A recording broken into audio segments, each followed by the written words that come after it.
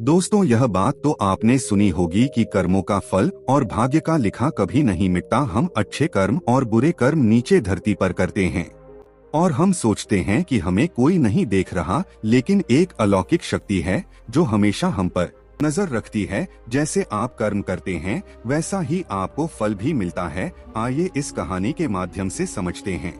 दोस्तों, बहुत समय पहले की बात है। एक गांव में गणेश नाम का किसान रहता था। उसके परिवार में सिर्फ गणेश और उसकी पत्नी रहती थी। एक दिन वह किसान और उसकी पत्नी अनाज बेचने के लिए दूसरे नगर गए थे। जब वह अनाज बेचकर दूसरे नगर से अपने नगर आ रहे थे, दोनों अनजान शहर एक सुनसान रास्ते से जा रहे थे। जब वह दूसरे राज्य की सीमा से निकले तो उन्हें रास्ते में कुछ डाकू मिल गए और उन डाकुओं ने उस किसान और उसकी पत्नी के पास जो कुछ भी था वह सब कुछ लूट लिया। और इस तरह किसान और उसकी पत्नी को डाकुओं ने भिखारी बना दिया। इसके बाद डाकू का गिरोह वहां से चला गया। डाकू तो चले गए, लेकिन किसान और उसकी पत्नी लूटने के बाद वह दोनों चिंता में पड़ गए और सोचने लगे कि आगे क्या किया जाए।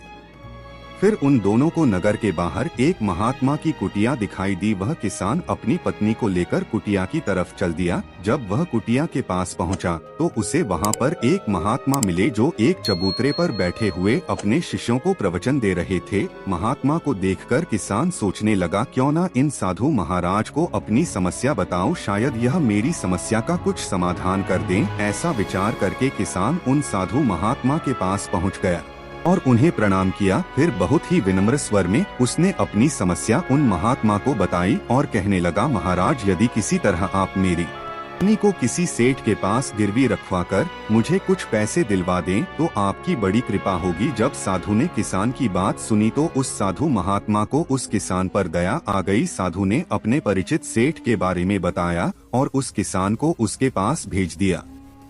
दोस्तों, फिर किसान अपनी पत्नी को लेकर उस सेठ के पास पहुंच गया और उस सेठ से हाथ जोड़कर कहने लगा, सेठ जी, मुझे कुछ पैसों की आवश्यकता है। मेरे पास गिरवी रखने के लिए और तो कुछ नहीं है, बस मेरी पत्नी है। आप मेरी पत्नी को गिरवी रखकर मुझे कुछ पैसे दे दीजिए। मैं पैसों से कोई व्यापार करके जल्दी ही आपकी रकम ब्याज सहित वापस कर दूंगा और अपनी पत्नी को आपसे छुड़ा लूंगा।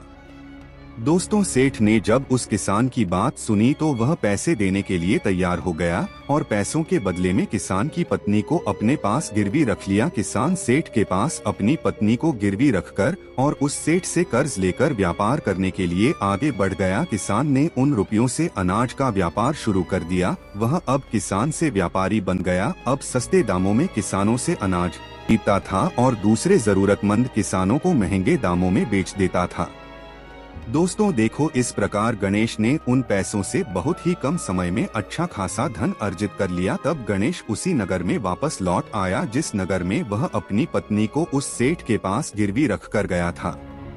दोस्तों, गणेश नगर में आकर सीधा उस सेठ पहुंच गया और सेठ के पास पहुंचकर कहने लगा, सेठ जी, मैं 8 महीने पहले आपके पास अपनी पत्नी को गिरवी रख कर गया था। आप अपना हिसाब करके मुझसे रुपए ले लीजिए और मेरी पत्नी को मुझे वापस लौटा दीजिए। यह सुनकर उस सेठ ने कहा, भाई, क्या बताऊं, आज से 3 महीने पहले की बात है। तुम्हारी पत्नी अचानक बीमार पड़ गई और उस बीमारी के कारण तुम्हारी पत्नी की मृत्यु हो गई। मैंने तुम्हारी पत्नी का बहुत इलाज भी करवाया, लेकिन मैं तुम्हारी पत्नी को नहीं बचा सका। गणेश ने जब उस सेठ के मुंह से यह सुना तो गणेश यह सुनकर बड़ा दुखी हुआ। फिर बोला, होनी को कौन टाल सकता है, फिर भी आप अपने पैसे मुझसे ले लीजिए ताकि मुझे इस बात का संतोष हो जाए कि मैंने अपना कर्जा चुका दिया और मैंने आपका कर्ज चुकाकर अपनी पत्नी को गिरवी रखने के कलंक से खुद को बचा लिया। ये बात सुनकर वह सेठ बोला, नहीं भाई, अब मैं तुझसे वह पैसे कैसे सकता हूँ जब मैं तुम्हारी अमानत ही तुम्हें नहीं लौटा सकता, तो अपना कर्ज वापस लेने का मुझे कोई हक नहीं है।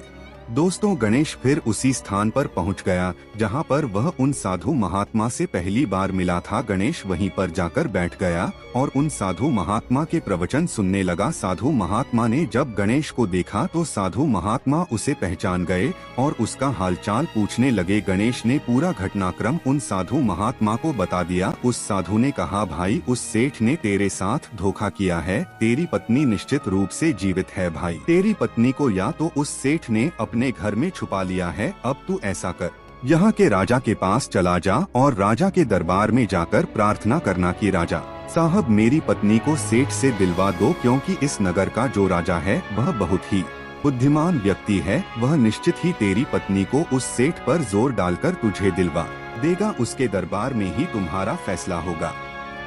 दोस्तों फिर गणेश राजा के दरबार में पहुंच गया और राजा के दरबार में पहुंचकर राजा से गुहार लगाने लगा कि महाराज मेरी पत्नी को सेठ से मुझे दिलवा दीजिए। महाराज मैंने सेठ के कुछ धन उधार लिया था, बदले में अपनी पत्नी को सेठ के पास गिरवी रखकर गया था। जब मैं अपनी पत्नी को उस सेठ के पास लेने गया तो वह कह रहा है कि उसका अवसान हो गया।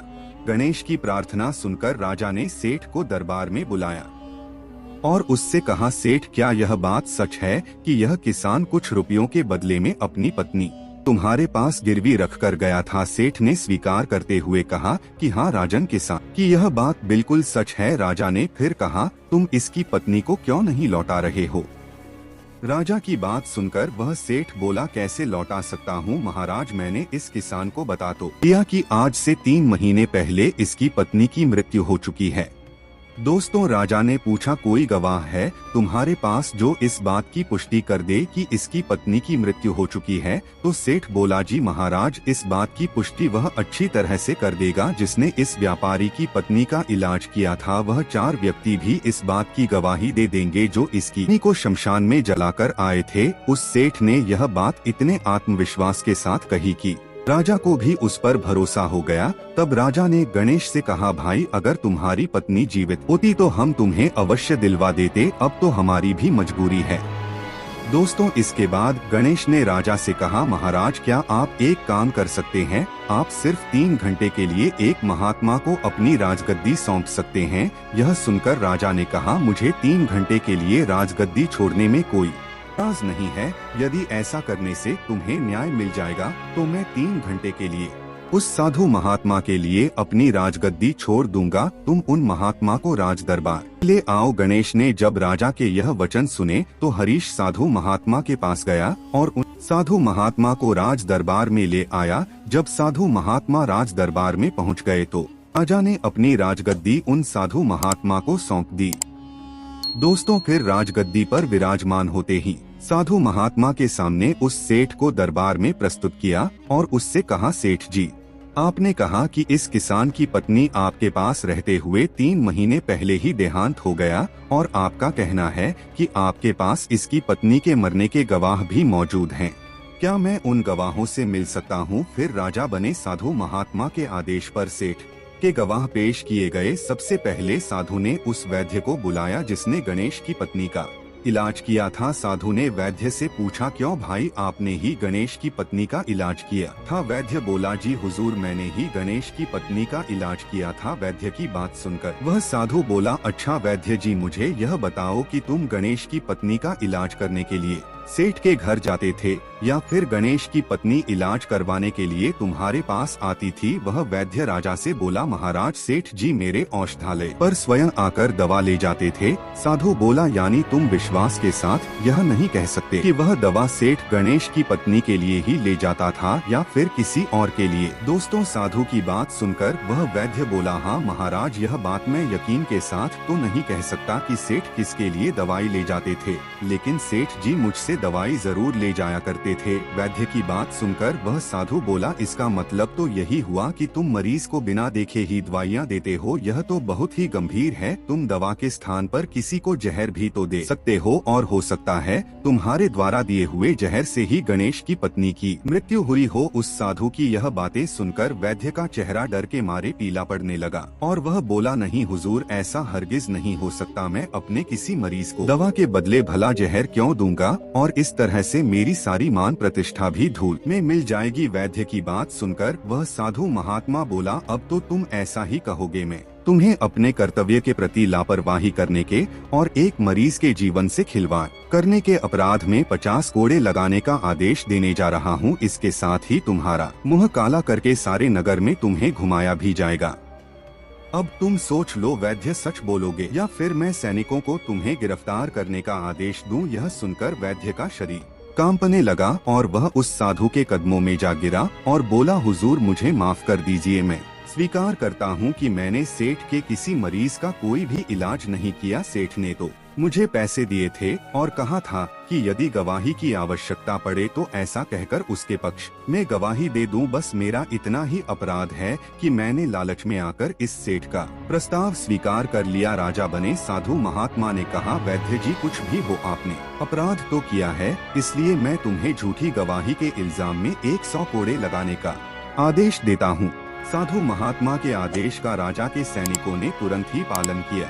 सैनिकों ने तत्काल ही उस वैद्य को पकड़ लिया और भरे दरबार में उसे कोड़े लगाने लगे। पहला कोड़ा लगते ही वह जोर से चीख पड़ा और कहने लगा, महाराज मुझ पर रहम कीजिए, महाराज मुझ पर दया कीजिए, मैं मर जाऊंगा। हर कोड़े के साथ उसके गले से करुणामय आवाजें निकलने लगी। उसकी चीखें राज दरबार में गूंज उठी। वैद्य के साथ ऐसा होते हुए देखकर सेठ के गवाह के तौर पर बुलाए गए उन चारों व्यक्तियों के कलेजे दहल गए जिन्होंने गणेश की पत्नी को शमशान में ले जाकर जलाने की बात कही थी। अब बारी उन चारों गवाहों की आई। साधु महात्मा ने उनसे पूछा कि तुम अंतिम संस्कार से पहले जब मृत शरीर को स्नान कराया जाता है, फिर उसे कफन में लपेटकर धरती पर रखा जाता है, स्नान के दौरान क्या तुमने उस स्त्री का मृत शरीर देखा था? यह सुनकर उस सेठ के चारों गवाह कहने लगे, नहीं हुजूर, उसका मृत शरीर तो हमने देखा ही नहीं था। जब सेठ जी ने अर्थी तैयार कर ली थी, उसके बाद ही हम उसे स्मशान में ले गए और उसे जलाकर कर आए। उन चारों गवाहों की बात सुनकर वह साधु महात्मा बोला, और तुमने यह जानना भी उचित नहीं समझा था कि उस अर्थी में कोई मृत मनुष्य लेटा है या नहीं? यह तो एक बहुत ही गंभीर अपराध है, इसके लिए तुम लोगों को मृत्युदंड की सजा भी दी जा सकती है। वह चार गवाह वैद्य की पिटाई देखकर पहले से ही भयभीत थे। दोस्तों, साधु ने विनय भाव से सेठ की तरफ देखा। जैसे ही उस साधु महात्मा ने सेठ की तरफ देखा तो सेठ का चेहरा ऐसे काला पड़ गया। साधु ने सेठ से कहा, सेठ जी, तुम्हारे पांचों गवाहों की तो पहले ही हवा निकल गई। अब तुम बता कि किसी की इच्छा के विपरीत किसी की पत्नी को जबरदस्ती घर में रखना और अमानत में खयानात के अपराध में तुम कौन सी सजा पाना पसंद करोगे? साधु महात्मा की बात सुनकर सेठ का चेहरा एकदम से सफेद पड़ गया। साधु ने कहा, सेठ, इससे पहले कि मैं तुम्हें 10 साल का कठोर कारावास की सजा दे दूं, अभी भी समय है कि तुम इस गणेश की पत्नी को दरबार में हाजिर कर दो। सजा के डर से सेठ ने तुरंत अपने सेवकों को अपने घर भेजा और सेवकों को घर भेजकर गणेश की पत्नी को दरबार में प्रस्तुत कर दिया। दोस्तों, साधु ने सेठ से लेकर को उसकी पत्नी सौंप दी और सेठ को झूठी गवाही के अपराध में 5 महीने की कैद की सजा सुना दी। उन चारों गवाहों को भी कड़ी से कड़ी सजा दी गई, जिन्होंने गणेश की पत्नी का शव स्मशान में ले जाने की झूठी गवाही दी थी। यह देखकर राजा आश्चर्यचकित रह गया। हाथ जोड़कर बोला, महात्मा, आप धन्य हैं, आपने मुझे सिखा दिया कि न्याय कैसे किया जाता है।